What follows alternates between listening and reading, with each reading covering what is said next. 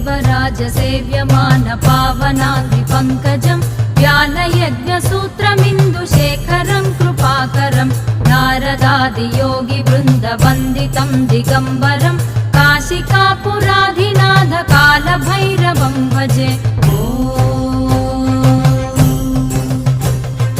भानुकोटिभास्वरं भवाब्धितारकं परं नीलकण्ठमीप्सितार्थदायकं त्रिलोचनं कालकालमम्बुजाक्षमक्षशूलमक्षरं काशिकापुराधिनाथ कालभैरवं भजे।